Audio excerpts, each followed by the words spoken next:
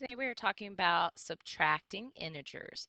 And actually when it comes to integers, we actually typically don't even worry about subtraction. We just use a rule to change it to addition so that it's the same rule as what you learned yesterday.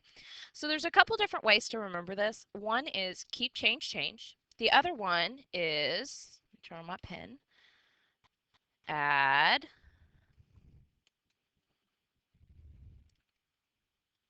sorry, add the opposite. And I'll show you how to do both. Either one, it doesn't matter. It still really is the same process. So you're going to keep the first number the same. You're going to change the subtraction sign to an addition sign. And then you're going to change the sign of the second number, meaning if it's positive, then make it negative. If it's negative, then make it positive. If you have, and then you have an addition problem. So let's look at an example. Here's our first subtraction problem. It says -6 minus +2. Notice that I said +2 because if this was a -2, there would be a negative sign right there. So you see how that would mean that there would be 2 in there. So again, so there we go. So this is -6 minus 2. So we're going to keep -6 the same. We're going to change the subtraction to an addition. And then we're going to change the +2 to a -2. And this is what we come up with. So again, when you have -6 minus 2, it is a keep, change, change. Or the other way to think about it is -6, you're going to, instead of subtract, you're going to add the opposite. Either way, doesn't matter. So at this point, you use your rules from yesterday. If you owe $6 and you owe $2, that means you owe $8 total. Let's try another one. So in this example, we have +5 minus -1. See how there's two negatives next to each other? That's how you can tell that this is a negative, and that's the subtraction sign. So again, we have keep, change, change. So what this really becomes is 5 plus 1. So you have a paycheck for 5, you get a paycheck for 1. That gives you a total paycheck of 6.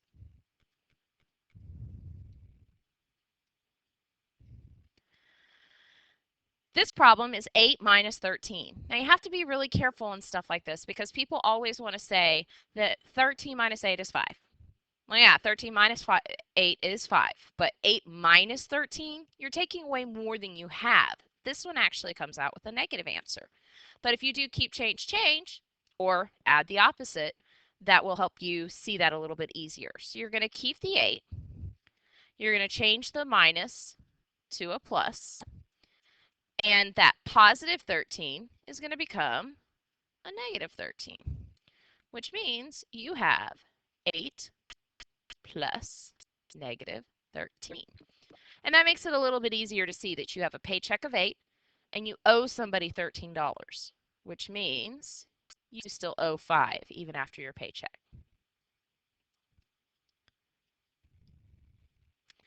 Our next problem is -10 minus 7. So keep the -10. We're going to change the minus to a plus.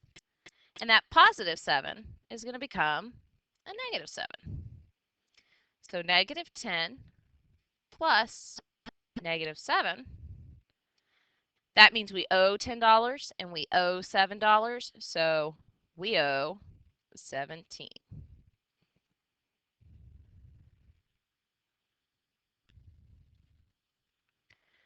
On this one, we have keep the 9, change the minus to addition, and the +15 becomes a -15. So we have 9 plus -15. So you got a paycheck for 9. You owed somebody 15. That means you still owe $6. keep the 0, change the subtract to plus, and change the 15 to a negative 15. So again, that is 0, and then we're going to add the opposite, or keep, change, change, whichever way you want to think about it. So your paycheck was 0, you owed 15, which means now you still owe 15.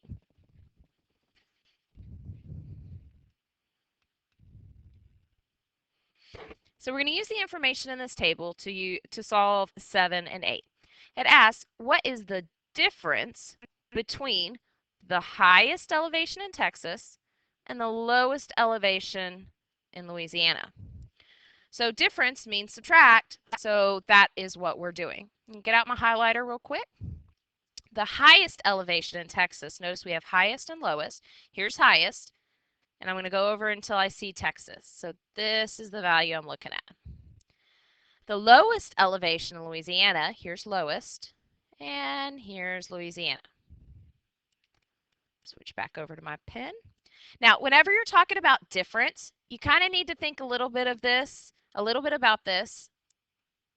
If we were to put that low number here and that high number here, we are really talking about the difference between these. We're talking about how far apart are they. Can distance be negative? No. So this value has to be positive because we are talking about a distance. So the way that you achieve that is by always doing high number minus low number. And then when you do your keep, change, change, or again, that's the same thing as add the opposite, you really get that addition problem. So it's like you're adding this distance right here from -8 to 0, which is 8 units. And then you're adding this distance up here, which is that 8,749. So total, 9 plus 8 is 17. You're going to carry your 1, which gives you a 5. And then 7 and 8, you get 8,757 feet. Don't forget your labels. We do take off for that. So we're going to find the difference between the lowest elevation in New Mexico and the lowest elevation in California. So I'm going to get out a different color highlighter here so you can see what I'm doing. Okay, so the difference between the lowest elevation in New Mexico and the lowest elevation in California. Again, I'm going to do high minus low, which needs to be a keep, change, change. So that really becomes 2,842 plus 282, which is going to give me 4. 8 and 4 is 12, so carry my 1. And then 2 and 8 is 10, plus the 1 that I carried is 11, carry my 1, which gives me 2 plus 1 is 3. So that is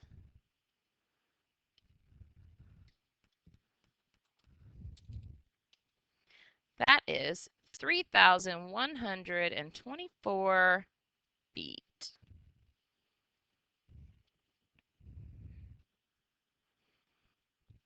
Number 9, the temperatures on the moon vary from -173 degrees Celsius to 127 degrees Celsius.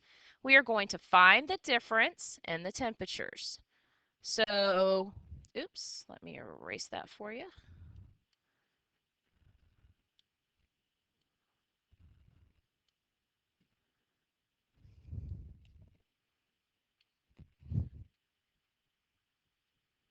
That's a little better. Okay, so it's always helpful to draw a picture on these. I find that students always mess them up. So put your big number up here and your small number down here. Does it make sense that at some point in here we cross 0? So we've got 127 units from here to here and 173 units from here to here. So 127, it did say difference, high minus low. looks like this. But when we do our keep, change, change, or our add the opposite, we get that. Which is the same thing we just talked about over here, that distance added together. So that is going to give us 10 carry my 1, which gives me another 10 carry my 1, and looks like it's going to give us 300 degrees Celsius. Pardon my C.